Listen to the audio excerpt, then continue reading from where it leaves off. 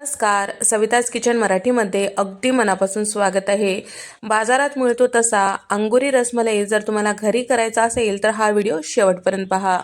तर या पद्धतीने करताल तर तुम्हाला अगदी पटकन होईल आणि त्याचबरोबर सगळ्यात सोपी पद्धत म्हटलं तरीही चालेल. चला तर मग रेसिपीला सुरुवात करूया.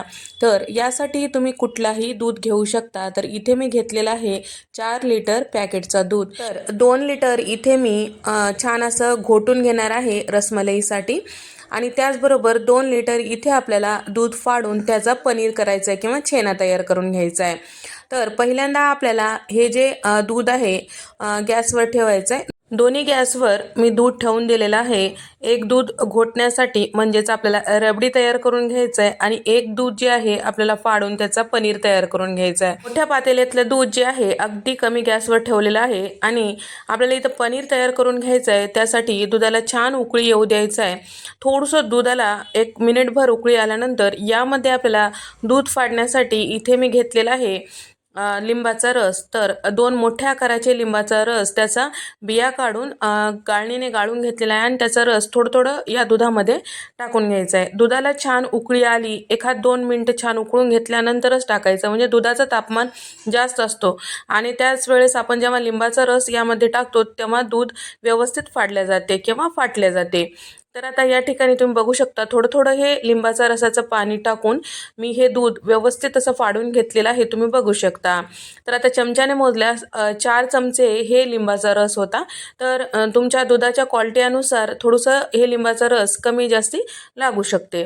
तर या ठिकाणी तुम्ही बघू शकता पूर्ण दूध जे आहे व्यवस्थित असं फाडल्या गेलेलं आहे आणि आता याला थंड करण्यासाठी बाजूला ठेवूया. या पद्धतीने जर नाही झालं किंवा पाणी वेगळं हे जे दूधचं पनीर वेगळं असं नाही झालं तर आणखीन तुम्ही 1-2 उकळी घेऊ शकता. तर आता या ठिकाणी आपल्याला हे थंड करण्यासाठी ठेवायचं आहे. तर अतिशय मस्त असं आपल्याला घरीसुद्धा याच पद्धतीने पनीर तयार करता येतो. आता या रसमलाईसाठी आपण जे दूध घोटायला ठेवलेलं होतं ते अशा पद्धतीने सारखं आपल्याला मिक्स करत राहायचं, जेणेकरून दूध जे आहे बुडाला लागणार नाही किंवा करपणार नाही आणि याची साय अशा पद्धतीने मोडून यामध्ये मिक्स करायचं आहे. तर हे जे दूध आहे छान असं दाटसर करून घ्यायचं आहे, अगदीच घट्ट ठेवायचं नाही, थोडंसं पातळसरच हे बासुंदी ठेवायची आहे आपल्याला. तर या ठिकाणी सारखं आपल्याला मिक्स करत राहायचं आहे, जेणेकरून हे दूध करपणार नाही. आता मी इथे एवढ्या दुधासाठी साधारण कपभर इतकं साखर घेतलेलं आहे. साखरसुद्धा यामध्ये मिक्स करायचं आहे. थोडंसं दूध घोटून घेतल्यानंतर घट्ट वाटू लागलं की त्यावेळेस साखर टाकायचं. साखर टाकल्यामुळे आणखीन दूध थोडंसं पातळ होतो. छान साखर व्यवस्थित मिक्स झालं की आपली जे बासुंदी आहे किंवा रबडी आहे ते तयार झाली असं समजायचं. जास्तीचं घट्ट ठेवायचं नाही हे लक्षात ठेवा. जर तुम्ही हे बासुंदी जास्त घट्ट ठेवताल रसमलाईचे जे बॉल्स आहेत त्यामध्ये हे बासुंदी जाणार नाही किंवा रबडी जाणार नाही. त्यासाठी या पद्धतीचं दूध तयार झालं की आपल्याला गॅस बंद करायचं आहे आणि झाकून ठेवायचं आहे. तर या ठिकाणी आपण सुरुवातीला जे दूध फाडून घेतलेलं होतं ते थोडंसं थंड झालेलं आहे. जास्तीतच थंड करायचं नाही. गरम असते वेळेस आपल्याला हे सगळं गाळून घ्यायचं आहे. गाळून घेतल्यामुळे हे पाणी सेपरेट होतो आणि वरच्या साईडला आपल्याला पनीर तयार होतो.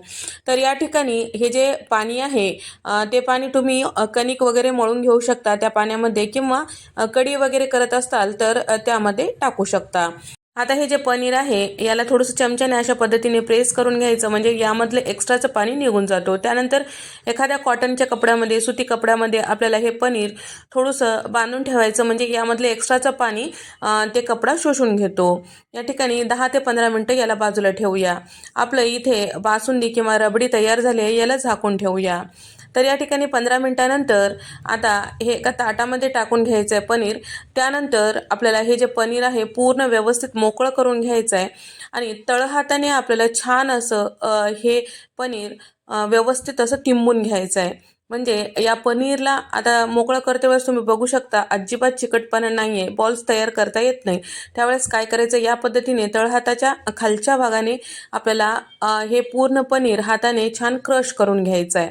म्हणजेच छान असं तिंबून घ्यायचं आहे. ज्या पद्धतीने आपण भाकरीचं वगैरे पीठ तिंबून घेऊन त्याला चिकटपणा आणतो त्याच पद्धतीने या पनीरला सुद्धा आपल्याला तयार करून घ्यायचं आहे।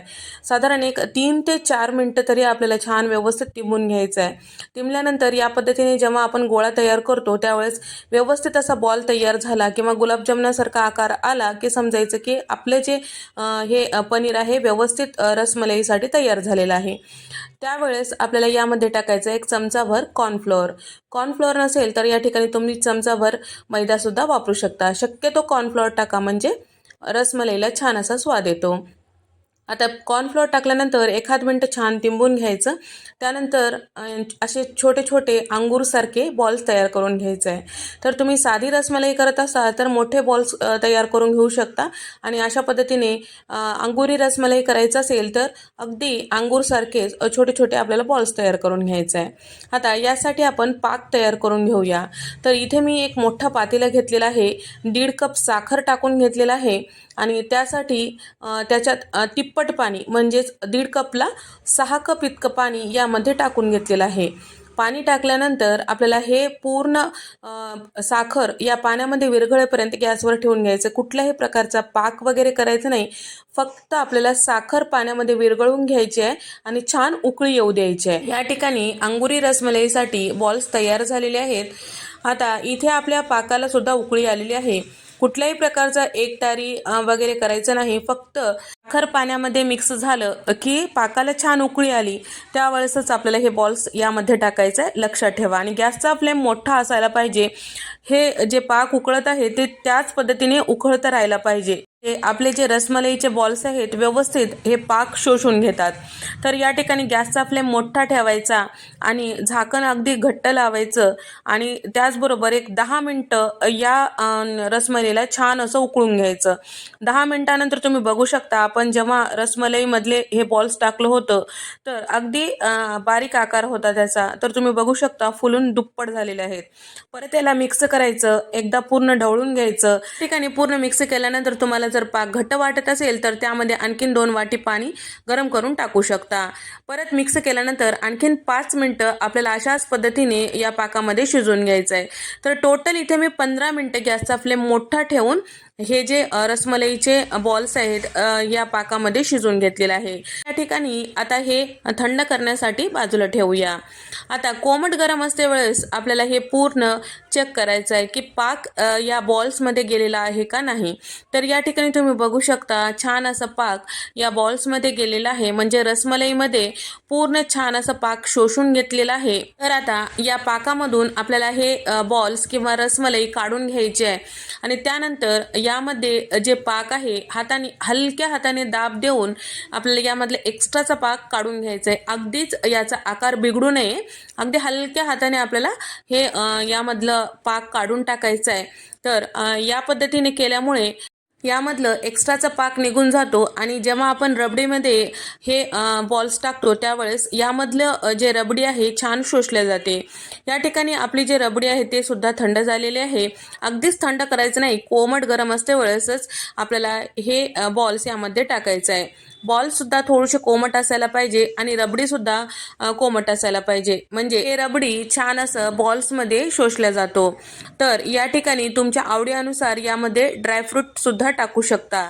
तर इथे मी साधारण 10 ते 12 बदाम थोडेसे बारीक कट करून घेतलेले आहे, 15 ते 20 काजू बारीक कट करून घेतलेले आहे, 4 चमचे इथे मी टाकून घेतलेला आहे चारोळी आणि गरम दुधामध्ये साधारण एक 15 ते 20 केसरच्या काळ्यासुद्धा भिजवून ठेवलेलं होतं ते सुद्धा यामध्ये टाकून घेतलेलं आहे। सगळं छान व्यवस्थित मिक्स करायचं। आता हे पूर्णपणे थंड झाल्यानंतर फ्रीजमध्ये साधारण 4 तास तरी ठेवून द्यायचं आहे। 4 तासानंतर तुम्ही बघू शकता मस्त अशी रसरशीत अंगुरी रसमलाई तयार झालेली आहे। बाजारात मिळतो त्या पद्धतीची आपली रसमलाई तयार झालेली आहे। एक फोडून दाखवते तुम्हाला। तर जाळीदार अशी हे बॉल्स तयार झालेले आहे, आतमधल्यापर्यंत हे रबडी गेलेली आहे, तुम्ही बघू शकता। तर तुम्हाला हा व्हिडिओ आवडल्यास व्हिडिओला नक्की लाईक करा आणि त्यासोबत चॅनलला सबस्क्राईब करायला विसरू नका। तुम्हाला हा व्हिडिओ कसा वाटला नक्की कमेंट करून सांगा। अशाच मस्त नवनवीन रेसिपीजमध्ये भेट देऊया। तोपर्यंत नमस्कार।